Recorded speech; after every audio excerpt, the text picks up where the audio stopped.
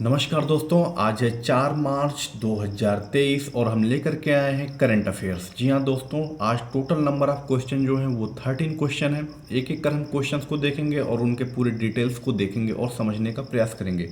तो आइए दोस्तों, लिए चलते हैं आज के अपने पहले प्रश्न की तरफ दोस्तों। और अगर वीडियो आपको पसंद आएगी तो उसको लाइक करिएगा, ज़्यादा से ज़्यादा लोगों को शेयर करिएगा और चैनल को सब्सक्राइब कर दीजिएगा। आइए चलते हैं नंबर एक, क्वेश्चन नंबर फर्स्ट की तरफ। क्वेश्चन फर्स्ट का रहा है, उड़ीसा के किन जिलों में सोने की खदानें मिली हैं? जी हाँ, सोने की खदानें मिली हैं उड़ीसा के किन जिलों में? क्योंझोर, मयूरभंडार, देवगढ़, किन जिलों या उपयुक्त सभी? तो दोस्तों इसका जो सही ऑप्शन है वो है ऑप्शन नंबर डी, उपयुक्त सभी। इन तीनों जिलों में आपके क्या मिले हैं? सोने की खदानें मिली हैं। देवगढ़ में बात करें दोस्तों तो देवगढ़ में एक जगह पे, मयूरभंडार के 4 जिलों में और क्योंझर के 4 जिलों में सोने की भंडारें मिली हैं। तो इसका सही ऑप्शन जो रहा वो ऑप्शन नंबर डी, उपयुक्त सभी, तीनों जिलों में। थोड़ी सी बात कर लेते हैं दोस्तों, यहाँ पे अगर हम उड़ीसा की बात कर लें तो उड़ीसा में 1 अप्रैल को, जैसा कि आप सभी जानते हैं, 1 अप्रैल को उत्कल दिवस मनाया जाता है, यानी कि उड़ीसा दिवस मनाया जाता है। उड़ीसा की राजधानी की बात करें तो भुवनेश्वर उड़ीसा की राजधानी है। राज्यपाल गणेशी लाल, लिख देते हैं, राज्यपाल जो हैं वो हैं गणेशी लाल जी। और सीएम आप सभी जानते हैं नवीन पटनायक।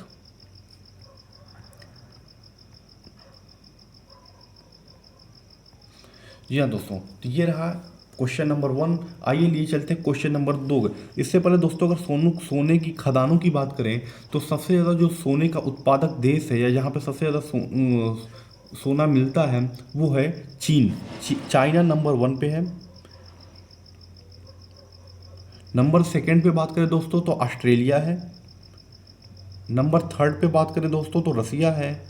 और फिर कनाडा है। इनका स्थान था तो नंबर 1 पे चाइना, नंबर 2 ऑस्ट्रेलिया, नंबर 3 रसिया और नंबर 4 पे कनाडा। फिलहाल उड़ीसा के कितने जिलों में मिली है? तो 3 जिलों में आपको याद रखना है, देवगढ़, मयूरभंडार और क्योंझर। आइए ले चलते क्वेश्चन नंबर सेकंड की तरफ और वो कह रहा है, शहरी शीतलन कार्यक्रम को करने के लिए यूएनईपी और किस राज्य के मध्य समझौता हुआ है? जी हाँ, शहरों की शीतलन से संबंधित कार्यक्रम है, पर्यावरण से संबंधित। तो यह किन राज्यों और यूएनईपी के मध्य समझौता हुआ है? तो आपका ये तमिलनाडु, ऑप्शन नंबर सी, ये आपका राइट आंसर है। तमिलनाडु और यूएनईपी के मध्य ये समझौता हुआ है। ये समझौता हुआ क्या है दोस्तों? तो यह यूएनईपी कार्य क्या करेगी? तो यूएनईपी कार्य योजना बनाने के लिए राज्य के विभिन्न विभागों के साथ कार्य करेगी। कार्य क्या होंगे? जैसे शहरों में ग्रीन कवरेज को बढ़ावा देना, दक्षता उपायों का निर्माण करना, शहरी डिजाइन में सुधार करना। रीज़न क्या है कि बढ़ती गर्मी को अनुकूलित करना और उसका मुकाबला करने के लिए जो भी पहल की जाए उसका समर्थन करना, ये इसका मुख्य कार्य होगा। तो आपको याद रखना है, शहरी शीतलन कार्यक्रम को करने के लिए यूएनईपी और तमिलनाडु के मध्य समझौता हुआ है। आइए चलते हैं क्वेश्चन नंबर थर्ड की तरफ। क्वेश्चन नंबर थर्ड का रहा है, हाल ही में भारत के किस पड़ोसी देश ने सौर ऊर्जा के उपयोग को बढ़ाने के लिए आईएसए के साथ समझौता किया है? International solar alliance. जी हाँ, आप सब जानते हैं आईएसए में इंटरनेशनल सोलर अलायंस के साथ समझौता किया है भारत का कौन सा पड़ोसी देश? श्रीलंका, बांग्लादेश, नेपाल या इनमें से कोई नहीं? तो दोस्तों जो इसके साथ जो किया है वो आपका बांग्लादेश ने। ऑप्शन नंबर जो आपका बी है वो सही है, बांग्लादेश। बांग्लादेश के बारे में बात कर लें तो इसकी राजधानी जो है वो कहाँ पे है?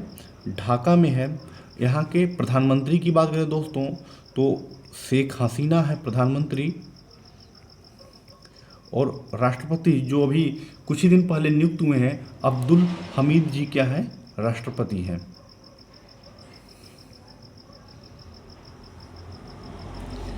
तो दोस्तों अगर इसकी बात की जाए तो बांग्लादेश ने क्या किया है? आईएसए के साथ समझौता किया है, इंटरनेशनल सोलर अलायंस के साथ। नेक्स्ट क्वेश्चन की बात कर लें, क्वेश्चन नंबर 4, हाल ही में दुनिया का दूसरा सबसे मजबूत टेलीकॉम ब्रांड कौन बना है? जी हाँ, टेलीकॉम ब्रांड कौन सा है जिसे दुनिया का दूसरा सबसे मजबूत टेलीकॉम ब्रांड माना जा रहा है। तो ये है दोस्तों भारत की रिलायंस जियो, इसे दुनिया का दूसरा सबसे मजबूत टेलीकॉम ब्रांड माना जा रहा है। अगर इसी में ही बात कर लें तो नंबर 1 पे कौन सा है, तो स्विसकॉम, स्विट्जरलैंड की स्विसकॉम कंपनी जो ऑप्शन नंबर 1 में दिख रहा है, ये इस समय वर्तमान में फर्स्ट पोजीशन पे है। और एतिशलात बाय जो कि यूएई की है, संयुक्त अरब अमीरात की, ये पोजीशन 3rd पे है। यहाँ पे चेंज कर लीजिएगा, ये नंबर 3रे पे है। और नंबर 2रे पे है इंडिया की रिलायंस जियो जो कि दूसरी सबसे मजबूत टेलीकॉम कंपनी है। नेक्स्ट क्वेश्चन पे चलते हैं।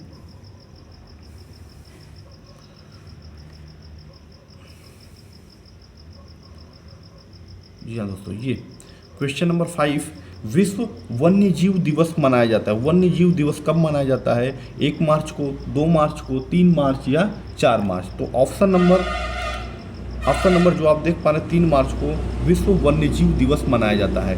इस बार इसकी थीम की बारे में बात करें, इसका थीम क्या रहा है, तो वन्य जीव संरक्षण के लिए भागीदारी। आप नोट कर सकते हैं, वन्य जीव संरक्षण के लिए भागीदारी, ये इसका थीम रहा जाता है। दोस्तों अगर बात की जाए तो वन्य जीव दिवस मनाया क्यों जाता है, तो इसका उद्देश्य जो हो रहता है वो जंगली जानवरों और पौधों के बारे में लोगों को जागरूक करना, वो हमारे पर्यावरण के लिए क्यों जरूरी है, क्यों हमारे लिए जरूरी है, इसके बारे में जागरूकता फैलाने के लिए विश्व वन्य जीव दिवस मनाया जाता है 3 मार्च को। नेक्स्ट क्वेश्चन की तरफ चलते हैं। महिला व्यवसाय और कानून 2023 रिपोर्ट किसने जारी की है, ये काफ़ी इंपॉर्टेंट है और आपको बताना है किसने इसे जारी की है। महिला व्यवसाय और कानून, बेसिकली ये महिलाओं से संबंधित है, महिलाओं की आर्थिक स्थिति के बारे में ये रिपोर्ट बतलाती है। तो दोस्तों अगर इसकी बात की जाए तो इसे विश्व बैंक, वर्ल्ड बैंक ने इसको जारी किया है, महिला व्यवसाय और कानून 2023 ये रिपोर्ट है। दोस्तों अगर इसकी बात कर लें थोड़ा सा डिटेल में, तो यह इसका 9th एडिशन है, 9वां संस्करण है। यह रिपोर्ट उन कानूनों और विनियमों का विश्लेषण करती है जो महिलाओं के आर्थिक अवसर को प्रभावित करती हैं, यानी कि महिलाओं को आर्थिक अवसर को जो चीज़ें प्रभावित करती हैं उनके बारे में जिक्र करती हैं। इसमें कुल 8 क्षेत्रों को ध्यान रख करके उसके हिसाब से मार्किंग दी जाती है दोस्तों देश को। अगर इसमें बात करें भारत की, तो भारत को जो मार्क्स मिले हैं इसमें 74.4% इंडिया को मार्क्स मिले हैं। वहीं अगर बात की जाए बेल्जियम, कनाडा, डेनमार्क और फ्रांस, तो इनको जो मिले हैं वो 100% मार्क्स मिले हैं। तो भारत की स्थिति 74.4% 100 में से। दोस्तों अगर इस रिपोर्ट की बात की जाए तो ये 8 क्षेत्रों को ध्यान में रख करके 35 विषयों को माध्यम बना करके ये इनको 100% को बांटा गया है। अगर तो अभी ये रिपोर्ट जो दोस्तों, अगर रिपोर्ट के बारे में थोड़ी सी और डिटेल कर लें तो ये रिपोर्ट जो बता रही है कि पुरुषों की तुलना में महिलाओं को जो है जो कानूनी अधिकार प्राप्त हैं वो अभी पुरुषों की तुलना में महिलाओं के औसतन, यहाँ पे ध्यान रखिएगा, ऐसा नहीं कि सभी जगह पे, वो औसतन 77% अधिकार जो हैं वो पुरुषों की तुलना में महिलाओं को प्राप्त हैं।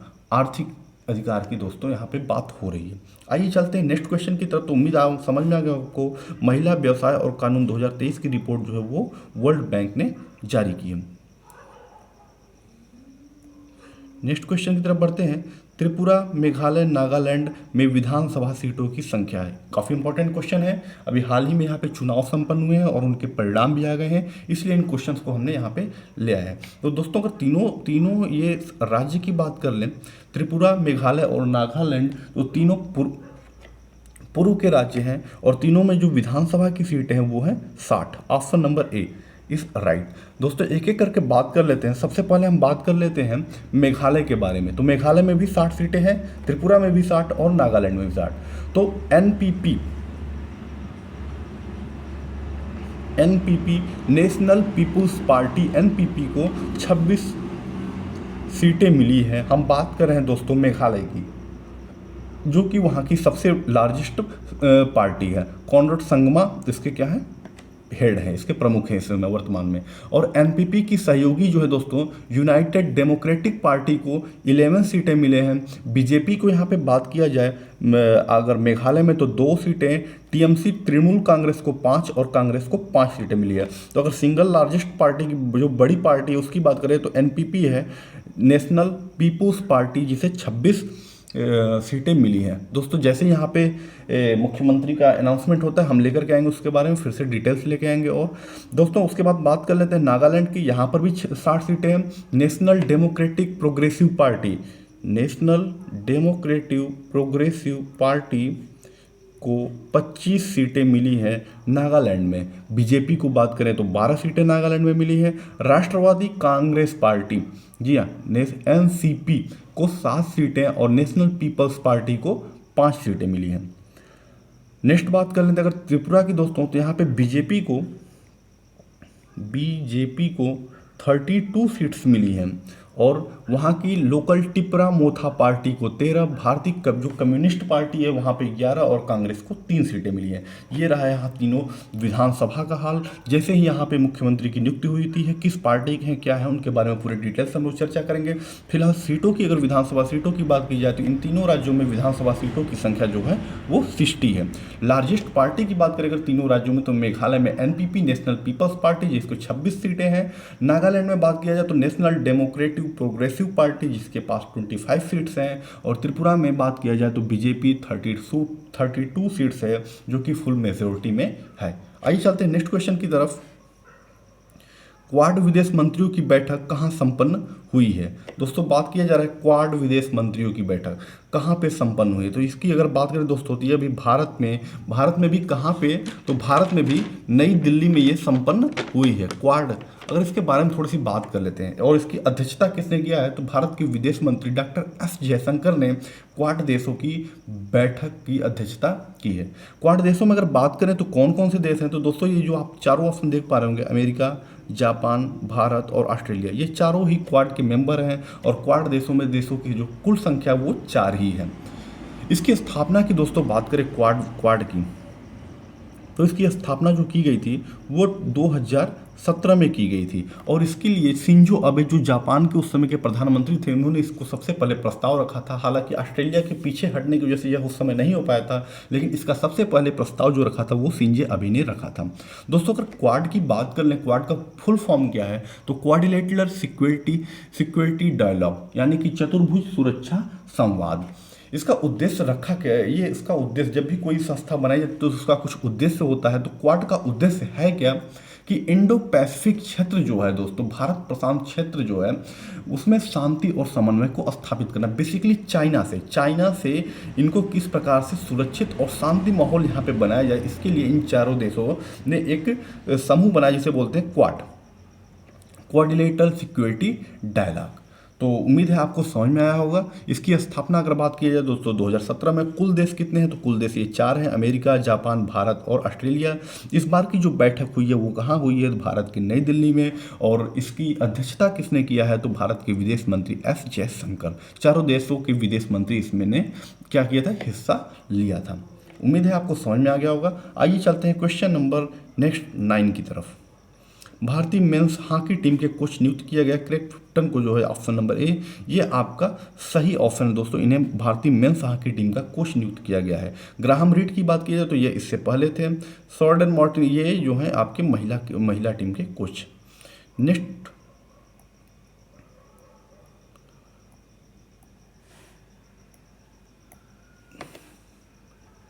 नेक्स्ट क्वेश्चन दोस्तों यहाँ देख सकते हैं आप, क्वेश्चन नंबर 10।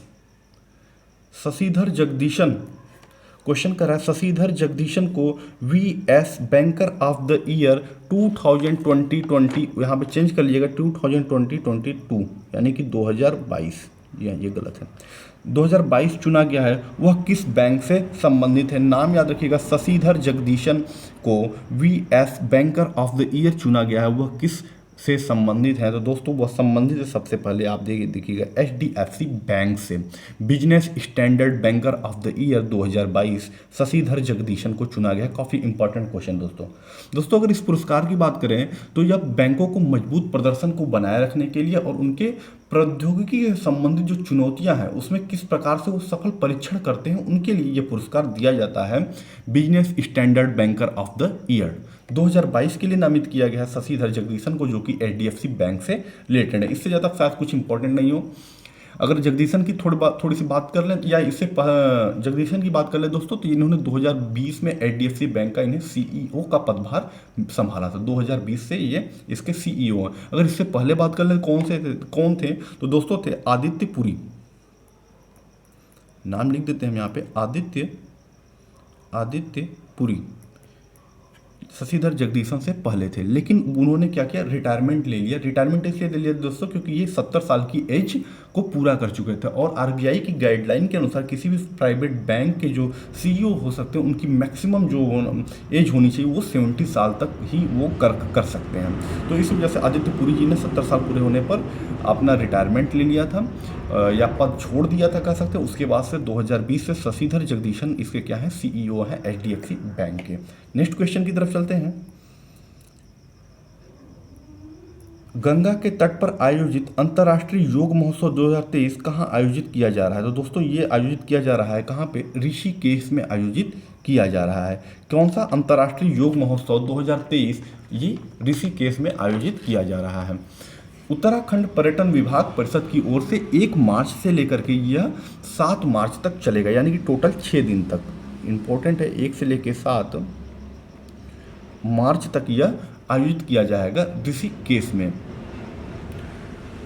इसका शुभारंभ पुष्कर सिंह धामी ने इसका उद्घाटन किया है, ये भी इंपॉर्टेंट है। तो बेसिकली आप याद रखिएगा, अंतर्राष्ट्रीय योग महोत्सव 2023 कहाँ आयोजित किया जाता है, तो ऋषिकेश में। कितने दिन तक चलेगा, 6 दिनों तक, 1 से लेकर 7 मार्च तक। इससे ज़्यादा इसमें कुछ भी नहीं। चलते हैं नेक्स्ट की तरफ। सशस्त्र सीमा बल एसएसबी का महानिदेशक किसे नियुक्त किया गया? जी हाँ, पूछ रहा है एसएसबी का महानिदेशक किसे बनाया गया है? सशस्त्र सीमा बल, रश्मि शुक्ला, शैलेश पाठक, राजेश मल्होत्रा। दोस्तों ये तीनों ऑप्शन काफ़ी अभी इस समय वर्तमान में चर्चा में रहे हैं। तो इसमें की बात की जाए अगर एसएसबी का, तो इसे रश्मि शुक्ला को बनाया गया है एसएसबी का महानिदेशक। दोस्तों अगर इसकी बात कर लें, एसएसबी के बारे में सबसे पहले बात कर लें, तो इसकी स्थापना जो हुई थी वो हुई थी 1963 में एसएसबी की। और इसका जो मुख्यालय है वो मुख्यालय है कहाँ पे, न्यू दिल्ली में इसका मुख्यालय है एसएसबी का।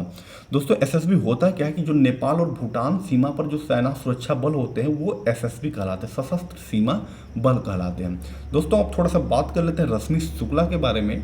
तो यह क्या है, इससे पहले सीआरपीएफ में यह एडिशनल डायरेक्टर जनरल के पद पर रही हैं रश्मि शुक्ला जी। वर्तमान में इन्हें कहाँ पे लाया गया है, तो एसएसबी में लाया गया है। महाराष्ट्र खुफिया विभाग की प्रमुख भी रह चुकी हैं ये। 2005 में 2005 में इन्हें प्रेसिडेंट पुलिस मेडल से सम्मानित किया गया था। 2013 में बात करेंगे तो इन्हें विशिष्ट सेवा के लिए राष्ट्रपति पुरस्कार भी मिल चुका है। काफ़ी हाईलाइट भी रही है ये वर्तमान समय में फ़ोन टाइपिंग वगैरह मामले को लेकर के। तो इतना ध्यान रखिएगा, रश्मि शुक्ला वर्तमान में कहाँ नियुक्त हुई है, तो सशस्त्र सीमा बल पे। आप कमेंट में बताएंगे शैलेश पाठक और राजेश मल्होत्रा इनकी नियुक्ति कहाँ हुई है या कहाँ से ये पद मुक्त हुए हैं।